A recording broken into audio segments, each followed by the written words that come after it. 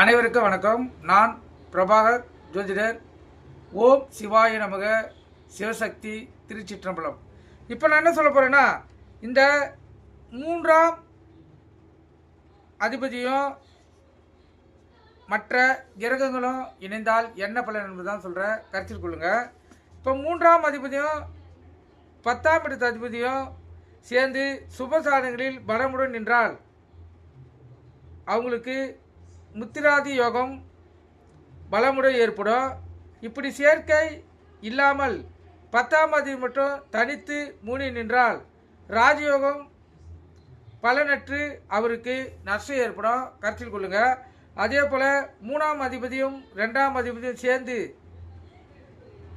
சேர்ந்து நின்றால் ஜாதகருக்கு பொதுநல உணர்வு இருக்கும். இந்த கூட்டணி சனி சேர்ந்தால் ஜாதகர் கஞ்சனாக மாறிடுவார், கருத்தில் கொள்ளுங்கள். அதே போல் 3ஆம் அதிபதி சூரியன் செவ்வாய் இவர்கள் சேர்க்கை தைரியத்தையும் வீரியத்தையும் ஒரு ஜாதகருக்கு கொடுக்கும்.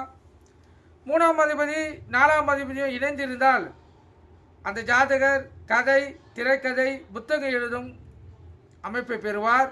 3ஆம் அதிபதியும் 5ஆம் அதிபதியும் சேர்ந்திருந்தால் பொழுதுபோக்கு ஆர்வம், விளையாட்டு வீரராக சிறந்து விளங்கக்கூடிய அமைப்பு அந்த ஜாதகருக்கு ஏற்படும். அதே போல் 3ஆம் அதிபதி 9ஆம் அதிபதி, 3ஆம் அதிபதி 12ஆம் அதிபதி சேர்ந்திருந்தார் வெளி வாழ்க்கையில் அவங்க, அதாவது ஊரை விட்டு வெளியே போய் வாழ்க்கையில் சிறந்து விளங்குவாங்க. 3 என்பது குறுகிய பயணம், 9 என்பது நீண்ட தூர பயணம், 12 என்பது வெளிநாடு பயணம், கருத்தில் கொள்ளுங்கள். இப்போ 3ஆம் இடத்தில் ராகு அல்லது கேது இருந்தால் ஜாதகர் தைரியமாக இருப்பார். 3ஆம் அதிபதியுடன் 9ஆம் அதிபதி சேர்ந்து இருந்தால் தந்தைக்கும் சகோதரருக்கும் உறவு நன்றாக இருக்கும்.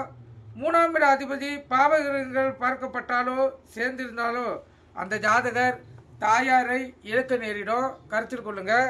3ஆம் இடத்தில் கிரகங்களின் சேர்க்கை இருந்தால் இது அடிப்படையிலேயே பலன்கள் ஒரு ஜாதகருக்கு கிடைக்கும். நீங்கள் கருத்தில் கொண்டு பயன்பெறுங்க. நன்றி, வணக்கம். வாழ்க வளமுடன்.